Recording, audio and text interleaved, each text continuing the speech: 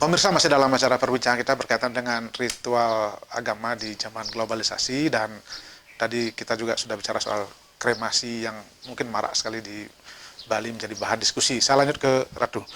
Terkait dengan kita sekarang kan bicara soal tadi dari penyederhanaan, kemudian bagaimana orang mulai tuntutan ekonomi globalisasi begitu kencang, terus kemudian sisi lain ada juga akhirnya apa, aliran-aliran yang masuk ke kita, dan rasanya lebih sederhana. Orang akhirnya udahlah, ini yang sederhana, mendingan saya kesini aja lah daripada ini ternyata begini. Itu gimana menurut Abdul? Artinya kita sekarang ada tawaran-tawaran lain gitu. Ketika di agama global kan memang begitu, lebih praktis. Saya katakan kan gaya McD ya, McDonaldisasi, siap saji. Siap saja. Jadi lebih simpel. Agama pun siap saji, orang menyajikan sorga maupun moksa seperti di etalase aja Ya, itu. Orang kan memilih lebih praktis itu tuh. Ya. Gimana tuh menurut Sebenarnya sederhana. Ketika kita menggunakan ya tawaran ya semacam satu aliran-aliran masuk. Nah, apakah aliran itu lembaga apa tidak? Ya enggak. Kalau hanya aliran sekedar pencerahan, nilai universalnya ada, bagi saya tidak menjadi masalah. Itu agama personal. Tapi ketika aliran itu memberikan tawaran kemudahan, karena dia adalah sebuah institusi, lembaga, tentu dia tidak akan menggunakan sistem yang diadakan oleh, telah diwariskan oleh leluhur kita kan. Bahkan mengubah kadang-kadang. Makanya, bahasa saya, alienasi etologi, alienasi budaya. Apa etologi? Kehilangan hakikat jati diri kita sebagai seorang Hindu Nusantara. Itu penyebabnya karena apa ini gitu? Apanya? Penyebab kehilangan kita kadang-kadang. Karena kita sudah mulai dibawa oleh arus global yang generasinya udah kuat nih. Sehingga dengan demikian ada penjajahan budaya dimasuk. Ini hampir semua agama mengalami itu. Ya. Apa proses indianisasi sekarang, apakah Arabisasi? Ya, sama aja. Sehingga kita kehilangan orang Jawa sekarang yang Muslim kan udah nggak ada pakai kemban, nggak ada pakai kebaya, orang sudah pakai gamis. Oke, maaf ya. Kalau bisa kita tidak apa. Ini kita hanya berbeda, tidak mengatakan itu jelek atau tidak. Jangan sampai diserang karena ini di ruang publik kan. Jadi kita ingin kembali ke jati diri bangsa. Tinggal tugas kita sekarang, kita udah diberikan ruang berubah dalam koridor wilayah kenusantaraan. Maka kita mengenal Utpeti, Setiti, Pralina, inilah trikona. Kalau kita bicara Bali, mana sih Bali nggak berubah? Kan berubah ini. Kan berubah kita Bali ini. Betul. Ya era 50-an, 70-an, nenek-nenek kita masih bertelanjang dada semua. Jadi kita sebetulnya juga tidak boleh anti dengan perubahan. Makanya. Gitu. Jadi kan demikian, tapi perubahan yang memang, mohon maaf ini, ada nilai yang bermain di baliknya. Sehingga kita tidak teralienasi, tidak terasing, tereliminasi. Kita keluar dari koridor apa yang diwariskan oleh budaya leluhur kita. Cuma itu saja. Kalau Ratu melihat sekarang, Bali, beberapa masyarakat kita atau saudara kita memang mengalami perubahan yang sangat besar begitu. Ya, karena kita dicitrakan oleh citra orang banyak. Ya enggak? Sekarang mampu nggak kita mengangkat citra Bali kita?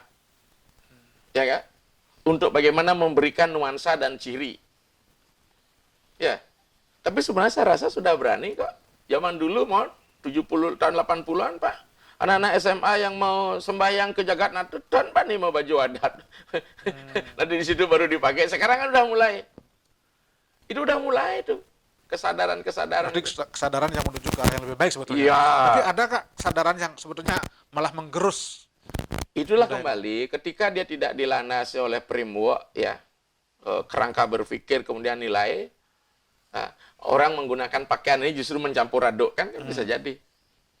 Ya, ada dia hanya pinjam aja casing ini gitu ya, untuk memanipulasi. Ini kan sangat berbahaya nih. Artinya malah menjadikan apa, bukan akulturasi sebenarnya kan? Akulturasi bukan. Bukan. Itu apa? Kamuflase mungkin boleh dikatakan. Imitasi ya. Iya. Nah itu gimana caranya menghadapi hal-hal seperti itu untuk generasi muda kita ke depan? Sebenarnya dari mana mulai? Ya, tentu ada proses. Mestinya ada lembaga yang menangani secara serius. Makanya mungkin kalau memang ada penguatan desa adat atau desa pakraman dulu itu ya ini penting. Ya, makanya orientasi kita selain yang berritual itu bagi yang gerehaste.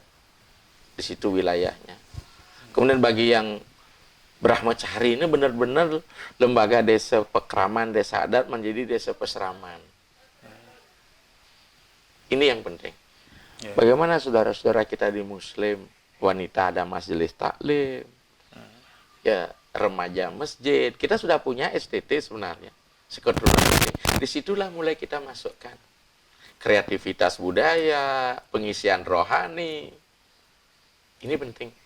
Karena banyak sekali ada mengatakan, agama ini taat sekali dengan hukum karma pala, tapi tingkat bunuh diri kita tinggi lah. Ya enggak? Berarti ada sesuatu yang salah atau keliru kan?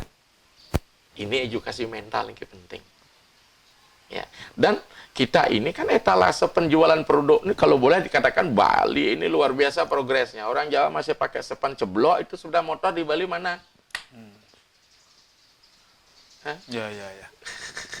Nah sekarang peran selain kelembagaan, tokoh-tokoh agama juga pemerintah di situ apa, Ratu? Ya pemerintah juga harus tegas. Karena nih melalui ke desa adat ini kan turun pendana dan sebagainya. Membuat peseraman kan bukan hanya tahunan sekali.